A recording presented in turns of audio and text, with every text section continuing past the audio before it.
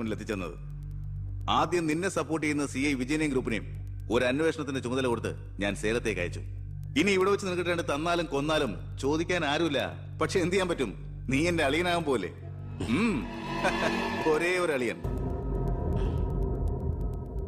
ഒരു പ്രതിയെ പിടിച്ചാൽ 24 മണിക്കൂറിനകം കോടതിയിൽ ഹാജരാക്കണമെന്ന നിയമം. പക്ഷെ നിന്റെ കാര്യത്തിൽ ഞാൻ പറയുന്ന റൂൾസ്. എന്തായാലും എന്റെ കല്യാണം കഴിയുന്നവരെ അളിയനെ ഈ മുക്കയും ക്യാമ്പിൽ തന്നെ കിടന്നു എന്റെ ഈ കല്യാണക്കുറിയും വായിച്ചോണ്ട്. എന്നാ പിന്നെ കല്യാണത്തിന് ശേഷം തറവാട്ടി നമുക്ക് കാണാം. വരട്ടടാ അളിയ.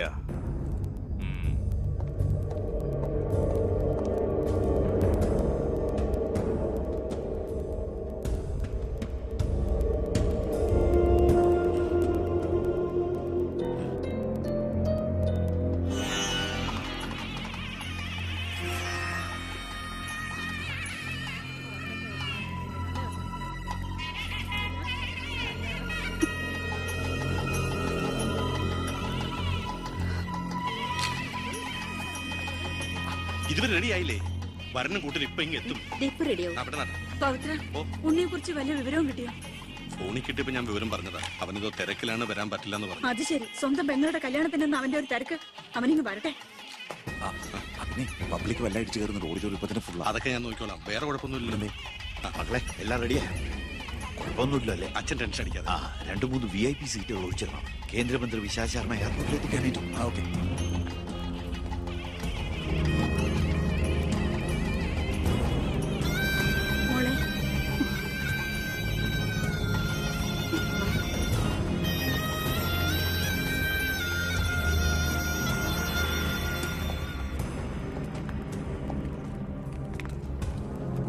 ദിവസം മുഖ്യം ക്യാമ്പിൽ കടത്തിയിട്ട് ജഡ്ജ്മെന്റ് പറഞ്ഞു കേട്ടില്ലേ? ഇന്നലെ ഉച്ചയ്ക്ക് കസ്റ്റഡിയിലെടുത്താണെന്ന്. എന്തായാലും FIR ശിക്ഷ ഇളവ് കിട്ടാനുള്ള ചാർജേ ഉള്ളൂ. നിന്നെ ഒഴിവാക്കി നിന്റെ പെങ്ങളുടെ കല്യാണം നടത്താനുള്ള തന്ത്രമായിരുന്നു അതിന് പിന്നിൽ. അത് വെറും കല്യാണമായിരുന്നില്ല. കേന്ദ്രം ഭരിക്കുന്നവരടക്കം കേരളത്തിലെ സകല മന്ത്രിമാരുണ്ടായിരുന്നു. ആരുണ്ടായാലും എന്താ, ഒരേ ഒരു മകനെ ജയിലിൽ അടച്ചിട്ടല്ലേ?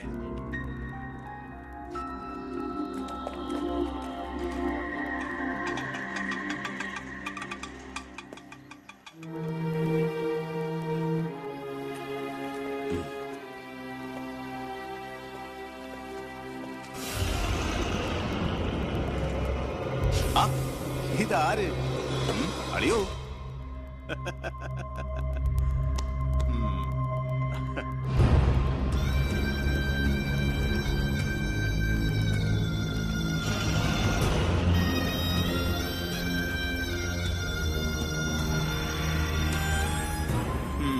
ഒരു ദൂരയാത്ര കഴിഞ്ഞ് വരുന്ന ലക്ഷണമുണ്ടല്ലോ. അളിയൻ ഇത്രയും ദിവസം എവിടെയായിരുന്നു? നീ ഇങ്ങനെ നോക്കി നിൽക്കുന്ന അളിയനെ പോയി ചൂട് ചായ എടുത്തോണ്ട് വാ. ചെല്ല്. എന്തിനാ ഇപ്പൊ അങ്ങോട്ട് വന്നത്? കാണണ്ട നിന്നെ എനിക്ക്. വീട്ടിലൊരു നല്ല കാര്യം നടക്കുമ്പോ നാട് നന്നാക്കാൻ നടക്കുന്നു.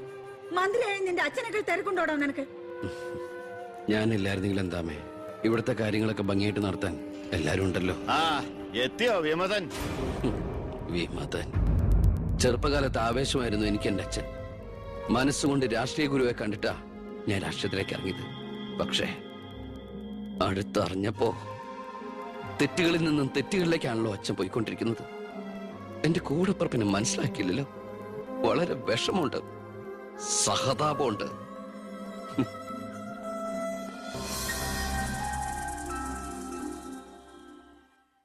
കൂട്ടക്കൊല നടന്നതിന്റെ പിറ്റേന്ന് മൈതാനത്തിലെത്തിയ ഭഗത് സിംഗിന് അവിടുത്തെ കാഴ്ചകൾ കണ്ട് സഹിക്കാൻ പറ്റില്ല.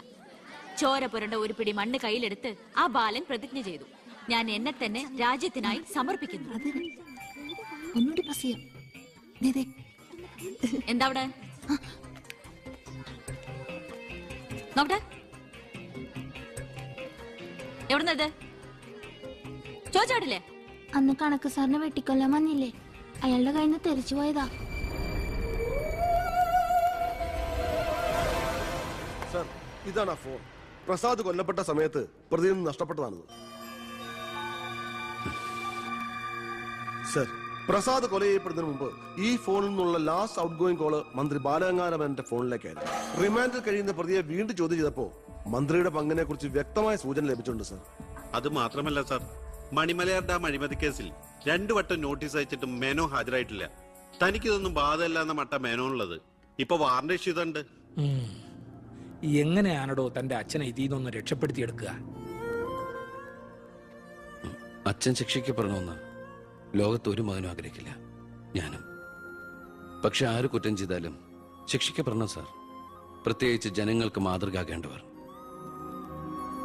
ശിക്ഷയിൽ നിന്ന് രക്ഷപ്പെടുമ്പോഴാണ് വീണ്ടും വീണ്ടും തെറ്റുകൾ ചെയ്യാനുള്ള ആത്മധൈര്യം കൂടുന്നത്. ഇത് അച്ഛനെ രക്ഷപ്പെടുത്തലായി നമുക്ക് കണക്കാക്കാം. തെറ്റുകൾ തിരുത്താനും പശ്ചാത്തപിക്കാനുള്ള ഒരു അവസരം. ഒരുപക്ഷെ ഇതിലൂടെ ഒരു മനമാറ്റ അച്ഛനുണ്ടായാൽ. അല്ലേ സാർ? കൂടുതലൊന്നും ഇക്കാര്യത്തിൽ എനിക്ക് പറയാനില്ല.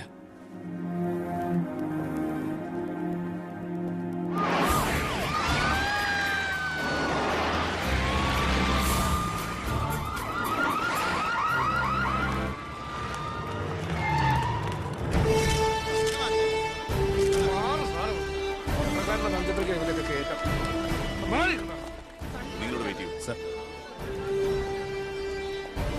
ഹർഷം വരുന്നു. അച്ഛാ, മുഖ്യമന്ത്രിയുടെ ഓർഡർ കൈ കിട്ടി അല്ലേ? അച്ഛനെ അറസ്റ്റ് ചെയ്യാൻ മരുമകന് ഡ്യൂട്ടി. അവറാച്ചൻ കളിക്കട്ടോ, കളി അവിടെ വരെ പോകുന്ന കാണാം നമുക്ക്. അച്ഛനെ കോടതിയിലേക്ക് കൊണ്ടുപോയാൽ മതി. ജാമ്യത്തിനുള്ള ഏർപ്പാടൊക്കെ ഞാൻ ചെയ്തിട്ടുണ്ട്. വക്കീലുമായി ജോസ്പേട്ടൻ കോടതി വെയിറ്റ് ചെയ്യാ. നീ എങ്ങനെ എന്നെ കൊണ്ടുപോകുന്നത്? കാറിൽ ഫോളോ ചെയ്താൽ കാറിലോ? എന്റെ പാർട്ടി വരും. പോലീസ് ജീപ്പിന്റെ പിന്നിലിട്ട് തന്നെ എന്നെ കൊണ്ടുപോകണം. അതിനു മുമ്പ് ഈ മുറ്റത്തിട്ട് എന്നെ തല്ലി ചതയ്ക്കണം, മുടുമുണ്ട് വലിച്ചു പറിക്കണം. പിന്നെ പത്രക്കാരോ ചാനലുകാരോ ചോദിച്ചു കഴിഞ്ഞാൽ മുഖ്യന്റെ സ്പെഷ്യൽ ഓർഡർ ആണെന്നൊക്കെ പറഞ്ഞേക്കണം. ഇതൊന്നും നീ ചെയ്യണ്ട, പോലീസുകാരെ കൊണ്ട് ചെയ്യിച്ചാ മതി. അയ്യോ, ഓ ഇത് മുഖ്യമന്ത്രിയെ താഴെ ഇറക്കാനുള്ള കുശാഗ്രമതി ഇല്ലേ? എന്റെ പൊന്നെ, ഞാൻ എന്തുവായി കേൾക്കുന്നേ? ഗുരു എന്നെ ഒന്ന് അനുഗ്രഹിച്ചാട്ടെ. അനുഗ്രഹമൊക്കെ അവനോട് വാങ്ങിച്ചാ മതി. ബുദ്ധി. കാര്യങ്ങളൊക്കെ നമ്മുടെ പോലീസുകാരോടൊന്ന് പറഞ്ഞേക്കാം. ജയ്,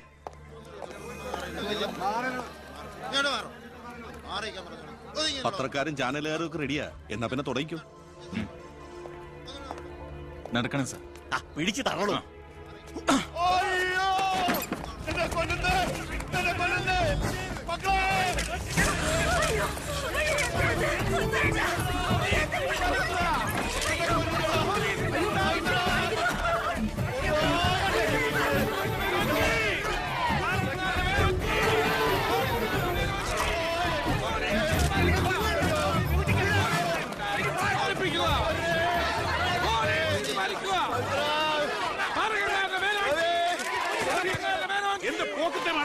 ഒരു മിനിസ്റ്ററിലെ അദ്ദേഹം വീട്ടിൽ അനാവശ്യം കാണിക്കാതെ ബഹളം ഉണ്ടാക്കരുത്. ഇത് ചീഫ് മിനിസ്റ്ററുടെ ഓർഡർ. ചീഫ് മിനിസ്റ്ററുടെ ഓർഡർ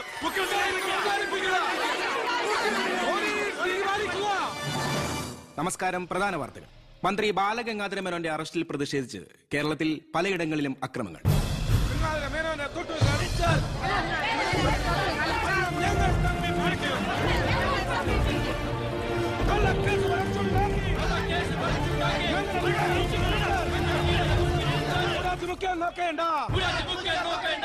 ഇപ്പോൾ കിട്ടിയത് അറസ്റ്റിലായിരുന്ന വിദ്യാഭ്യാസ മന്ത്രി ശ്രീ ബാലഗംഗാധര മേനോന് കോടതി ജാമ്യം അനുവദിച്ചു.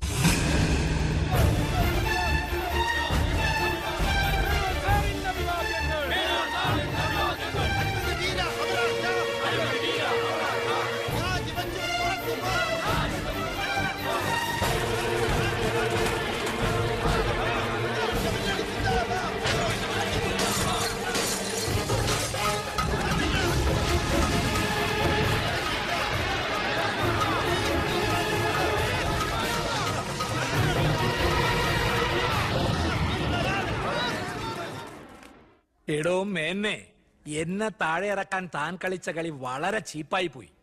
അവറാച്ചൻ എന്തായി പറയുന്നേ? ഒന്നും പറയണ്ട, സൂത്രധാരൻ താനാണെന്ന് എനിക്കറിയാം.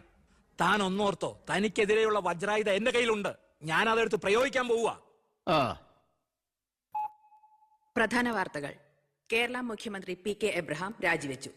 നിയമസഭ പിരിച്ചുവിടാൻ ഗവർണറുടെ ശുപാർശ. അവറാച്ചൻ രാജിവെച്ച് ഒഴിഞ്ഞാ പോരെ? മന്ത്രിസഭ പിരിച്ചുവിടേണ്ട വല്ല കാര്യമുണ്ടോ? പോണ പോക്കിലെല്ലാം തൊലയട്ടെ എന്ന് കരുതി കാണും. ഉത്തരത്തിലിരിക്കുന്ന എടുക്കാൻ പോയി ഇപ്പൊ കക്ഷത്തിരുന്ന പോയില്ലേ? ഞാൻ ഉദ്ദേശിച്ച നാളത്തെ പത്രവാർത്തകളെയാണ്. ഇപ്പോൾ കിട്ടിയ വാർത്ത: കേരള നിയമസഭ പിരിച്ചുവിട്ടു, തെരഞ്ഞെടുപ്പ് ഉടൻ. ഇനിയൊരു തെരഞ്ഞെടുപ്പിനെ നേരിടാനോ മുഖ്യമന്ത്രിയാവാനോ ഞാനില്ല. അതെന്താ? KDF ഭൂരിപക്ഷം കിട്ടില്ല എന്ന് കരുതിയിട്ട്? അല്ല, ഒന്നുകൂടി ആലോചിച്ചിട്ട്. ഇല്ലടോ, എനിക്ക് മടുത്തു. വേണ്ട, ഞാൻ നിർബന്ധിക്കുന്നില്ല. അപ്പൊ പിന്നെ അടുത്ത മുഖ്യമന്ത്രി. എന്താ ഇത്ര സംശയം? താൻ തന്നെ. ഈശോയേ, എന്താ? എന്തു പറ്റി? ഒന്നുമില്ല. ഇനി മുഖ്യമന്ത്രി സ്ഥാനത്തേക്ക് പറ്റിയ ഏക നസ്രാണി താൻ മാത്ര. മുഖ്യമന്ത്രി തൊമ്മൻ ചാക്കോ. ഞാനിത് സ്വപ്നത്തിൽ പോലും ആഗ്രഹിച്ചിട്ടില്ല. ഒന്ന് ചുമ്മാ പോടോ. ഞാൻ മാറണമെന്ന് താൻ മനസ്സുകൊണ്ട് ആഗ്രഹിച്ചിട്ടില്ലടോ തനിക്ക് മുഖ്യമന്ത്രി ആവാൻ. ഞാനോ? എന്താ ഈ പറയണേ? Excuse me sir. വാ വാ വാ. എന്തിനാ സാർ എന്നെ അത്യാവശ്യമായിട്ട് വിളിപ്പിച്ചത്? സന്തോഷമുള്ള ഒരു കാര്യം പറയാനാ വിളിപ്പിച്ചത്. പറയട്ടോടോ. തന്നെ ചിറ്റാരിക്കര മണ്ഡലത്തിലെ സ്ഥാനാർത്ഥിയാക്കണമെന്ന എല്ലാവരുടെയും താല്പര്യം. എന്താ? അപ്പൊ അച്ഛൻ? എടോ, മേനോന്റെ പേരിൽ അഴിമതി ആരോപണവും കേസും ഒക്കെ ഉള്ള നിലയ്ക്ക് 8 നിലയിൽ പൊട്ടുമെന്ന കാര്യത്തിൽ സംശയമില്ല. നമ്മുടെ മുന്നണിക്ക് ഭൂരിപക്ഷം കിട്ടുമെന്ന് ഉറപ്പില്ലാത്ത സാഹചര്യത്തിൽ ഒരു സീറ്റ് കളഞ്ഞു കുളിക്കാൻ പറ്റില്ല. താൻ ഒന്നുകൊണ്ടും പേടിക്കണടോ. താൻ ജയിക്കും. വർക്ക് ഉടങ്ങിക്കോ. ഒരു MLA ആകണമെന്ന മോഹമൊന്നും ഇതുവരെ ഉണ്ടായിട്ടില്ല. എങ്കിലും പാർട്ടിയുടെ തീരുമാനം ഞാൻ ആദരവോടെ സ്വീകരിക്കുന്നു. All the best. Thank you sir. ജയിച്ച് MLA ആവുമ്പോ എന്നെ മുഖ്യമന്ത്രിയാക്കാൻ കൂടെ നിക്കണേ.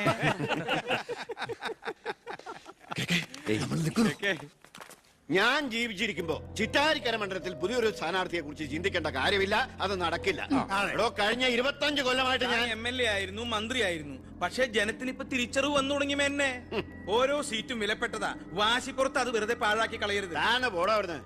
എനിക്കെതിരെ ഇതിലും വലിയ ആരോപണങ്ങൾ ഉണ്ടായിരുന്ന കാലത്തും കേരളം മുഴുവൻ ജനപക്ഷ തരംഗം ആഞ്ഞടിച്ചിട്ടും വൻ ഭൂരിപക്ഷത്തോടെ വിജയിച്ചവനാ ഈ ബാലഗംഗാധരൻ. ഇന്നിപ്പം പുളിച്ച പൗരധർമ്മം വിളമ്പുന്ന ഈ തൊമ്മിച്ചടക്കം പലരും അന്ന് തോറ്റു തുന്നം പാടി ചരിത്രം മറക്കണം. ഞാൻ തോറ്റത് നിങ്ങളുടെ ഗ്രൂപ്പ് കാല് വാരിയതുകൊണ്ടാണ്. വേറെ ആരും അല്ലല്ലോ മേന്നെ, തന്റെ മകനല്ലേ സ്ഥാനാർത്ഥി. കൊള്ളാം. അവർ അച്ഛന്റെ 18ാമത്തെ അടവ് കൊള്ളാം. അച്ഛനെതിരായി മകനെ വെച്ച് കളിക്കുക. ഇതേ പിള്ളേര് കളിയല്ല. ജനപക്ഷത്തിന്റെ സ്ഥാനാർത്ഥി നിസ്സാരക്കാരനല്ല. എന്തൊക്കെ പറഞ്ഞാലും മുഖ്യമന്ത്രി രാജിവെക്കുന്ന കാര്യമല്ല. പിന്നെ ചിറ്റാരിക്കര മേനോൻ സാറിന് തന്നെ വേണം. അതൊഴികെ മറ്റെല്ലാ സ്ഥാനാർത്ഥികളെയും നമുക്ക് അംഗീകരിക്കാം. പക്ഷേ മേനോൻ സാറിനെ മാറ്റി നിർത്തിക്കൊണ്ടുള്ള ഒരു ഒത്തുതീർപ്പിനും ഞങ്ങൾ ആരും തയ്യാറില്ല. അതെ, മേനോനെ സ്ഥാനാർത്ഥിയാക്കിക്കൊണ്ടുള്ള ഒരു ഒത്തുതീർപ്പിന് ഞങ്ങൾ നേരല്ല. പാർട്ടി പുലർത്തി പോകാൻ നിന്നവരവര് തെരഞ്ഞെടുപ്പ് പെട്ടെന്ന് വന്നപ്പോ ഇവിടെ തന്നെ കൂടി. ഈ മുന്നണി വിട്ട് എന്നാൽ പൂ വിട്ട് സ്വീകരിക്കും ജനപക്ഷ മുന്നണി. എന്റെ ഗ്രൂപ്പിന് KDF-ൽ കിട്ടുന്നതിനേക്കാൾ കൂടുതൽ സീറ്റ് കിട്ടുകയും ചെയ്യും.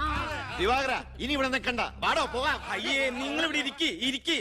ആരെങ്കിലും എന്തെങ്കിലും തമാശ പറഞ്ഞു വെച്ചാൽ അത് കാര്യാക്കുക. ചിറ്റാരിക്കരയിൽ മേനോൻ തന്നെ സ്ഥാനാർത്ഥി. അപ്പം നമ്മൾ ഗ്രൂപ്പെല്ലാം മറന്ന് തെരഞ്ഞെടുപ്പിനെ ഒറ്റക്കെട്ടായി നേരിടുന്നു. ഇനി എല്ലാവരും ഒന്ന് കൈയടിച്ച് പാസാക്കി.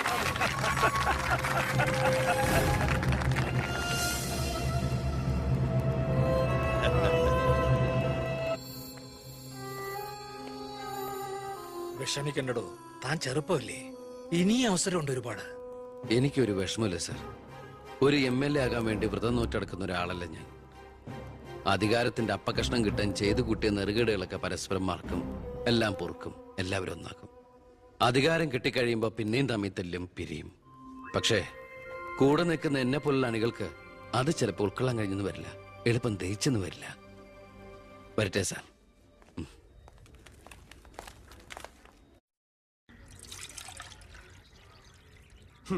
പാർട്ടി പോകാൻ പറ. അവരവരുടെ സീറ്റ് നിലനിർത്താൻ വേണ്ടി എല്ലാം മറന്ന് അവരൊന്നായി. തന്തയ്ക്ക് പറക്കാത്ത വർക്കം. ഈ നാറിയ രാഷ്ട്രീയ വ്യവസ്ഥയാണ് എതിർക്കേണ്ടതും പൊളിക്കേണ്ടതും. ഞങ്ങളുടെ ഒരു അഭിപ്രായം പറയട്ടെ. നീ സ്വതന്ത്രനായിട്ട് മത്സരിക്കണം. ശക്തമായ 2 മുന്നണികൾക്കെതിരെ മത്സരം